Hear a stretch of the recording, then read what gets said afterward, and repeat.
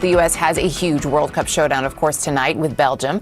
And now one of their stars will be on the pitch after FIFA on Sunday shocked the tournament by sidelining the suspension of U.S. soccer star Florian Balogun, who was supposed to sit out due to that red card in the previous game. FIFA's decision puts President Trump's influence over the governing body under the microscope as the U.S. is one of the host countries involved. CNN's Julia Benbrook begins our coverage from the White House.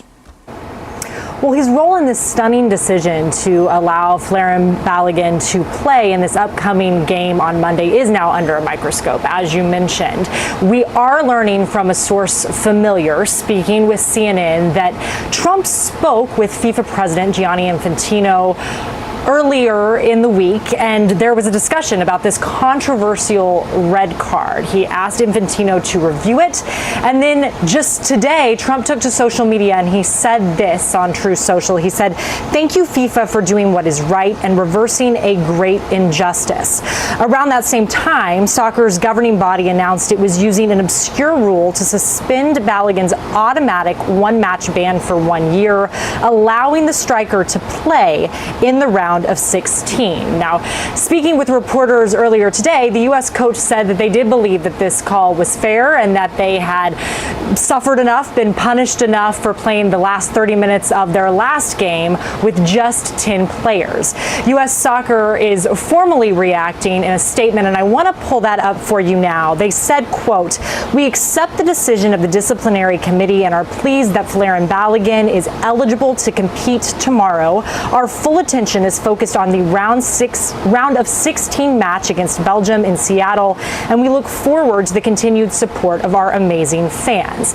Now, their opponent is also responding. Let's get to that reaction here. They said the decision is in direct contradiction with the provisions of the FIFA World Cup 2026 competition regulations in order to safeguard the legitimate rights of all participating teams and to protect the fundamental principles of fair play in our sport, both at the FIFA World Cup and at future editions of the tournament. The RBFA is investigating all potential options. There will be a lot of scrutiny on this decision, especially as a host city, and then also looking into Trump's relationship, his close relationship with the FIFA president. It was just last year that FIFA awarded Trump a peace prize, a clear move, what most people think to be a clear move to really be in Trump's favor. That was coming around the time that he had made it clear he was very disappointed that he did not receive the Nobel Peace Prize. So CNN, according to the reporting, there's some reporting that Trump made a phone call. FIFA says this was an independent commission that made this decision. Eleanor, what are you hearing this morning? Well, it's on brand for Trump, right, to take issue with something and believe he can change it. We know that Howard Lutnick, the Commerce Secretary, was involved in this talks. He's this type of guy. He's the let me call them, let me talk to them, let me see what I can do.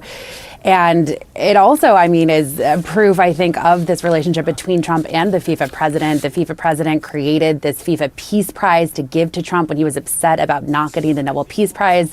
And so in some ways, this makes a lot of sense. Of course, that doesn't change the fact that it is precedent shattering. It was remarkable, I will say, Mario, that so much of what we have seen so far in the tournament, the president didn't seem to be all that interested. It felt delightfully non-political. Are those days now over, Mario? Yes, those days are over. It was only a matter of time, right? We're 2 weeks or 3 weeks out from when the president visited the NBA Finals in New York, for example, as well. We know that the president hosted a UFC fight on the White House grounds. He's a sports aficionado. The fact that this call was controversial, it did allow for the president, it gave the president an opportunity to kind of put his finger on the scale. Now, obviously, some of the criticism that we've heard from opponents are that this is a bad precedent that could be set, but also whether or not the U.S. wins, whether the U.S. wins tonight or not, they may have an asterisk now just based off of this action. In terms of that asterisk, it's interesting, I think, some of the comments that we heard from fans. Certainly we heard, coaches, managers speaking out here, but CNN spoke to some fans as well. Just take a listen to their take. You really want to hope that that's not the case. But with all the rumors about the FIFA president going around and the fact that Trump's got his nose in everything, I wouldn't be surprised. Everybody gets a red card. Everybody has the right to go to the president and ask for help. I don't know. Maybe there's some favored nations. When we look at where we are at, Joey, Mario mentioned there's a question of whether this taints things. How does the White House look at this? Is this exactly the outcome that they may have wanted, that President Trump would want, to be able to say, "Oh, I picked up the phone"? Well, I think President Trump certainly enjoys that narrative that maybe he did have something to do with this change. The White House or U.S. official says that the right outcome was ultimately picked here. Officials who talked to me said that Trump simply wanted to, quote, better understand the rules for FIFA when it comes to appeals during the World Cup. But it's hard not to think that Trump's call to the FIFA president played a role. But yeah, I mean, as others have said here, I mean, Trump loves nothing better than to use his contacts and to show that he can get a quick result. But yeah, it's enraged Belgium in the process, and if the U.S. does win, I think you're going to see that ramped up further, especially if he were to score a goal tonight. So FIFA's decision here means the Americans will, of course, get their leading scorer back for this pivotal round of 16 showdown with Belgium tonight in Seattle. Balogun posting this image of himself, no caption, shortly after learning he would play. Meantime, the Royal Belgian Football Association said in a statement they are investigating all available legal or all potential legal options. Joining us now, Roger Bennett. He's the founder of Men in Blazers Media Network and author of the book We Are the World Cup, a personal history of the world's greatest sporting event. It's great to have you here. So as I mentioned, the Royal Belgian Football Association, they had also said they were astonished, currently investigating all potential legal options. And then we just heard this morning from the United European Football Association, which is the governing body of soccer in Europe, expressing our disbelief in such an unprecedented, incomprehensible, and unjustifiable decision. Are there any other options, certainly any legal options, as the Royal Belgian Football Association is alluding to at this point? This is why we watch. With that, let's bring in our leadoff panel, Jeff Mason, White House and Washington correspondent for Bloomberg, Daniela Diaz, congressional reporter for Notice, and Kate Andrews. She is on the Washington Post editorial board. Hey, Jeff, let's start with you. What else do we need to know about this apparent phone call between President Trump and FIFA's president? What are you hearing now from the White House? Well, I've also spoken to a couple of White House officials about this who confirmed what your colleagues also confirmed at MS Now, that he placed that call. And I think it just underscores a couple things about President Trump. Number one, that he is someone who's willing to intervene on anything from the Kennedy Center to tearing down the East Wing to calling someone about a soccer game, and a pretty important soccer game, I might add. And the president has developed a relationship with FIFA. I was in the room at the Kennedy Center. I guess that would have been in December when they had the unveiling of where the games were going to be held, and the FIFA presented him with what they call the FIFA Peace Prize. This World Soccer Organization has made a very, very deliberate attempt to build a relationship with this president, and he's making use of that, and that's what he did by placing that call. Kate, this is the world's most watched sport. Sacrosanct are the rules of FIFA. What are the implications of Trump trying to insert himself in the World Cup like this? How will other teams perceive this, and what impact does it have on Team USA? Other teams will not be happy about this, but the biggest impact that this has is USA soccer fans. I think the president has misunderstood the beautiful game. Part of it is that you don't always get the call you want. There's real disappointment. There's the hope that kills you. This is part of the beauty of soccer.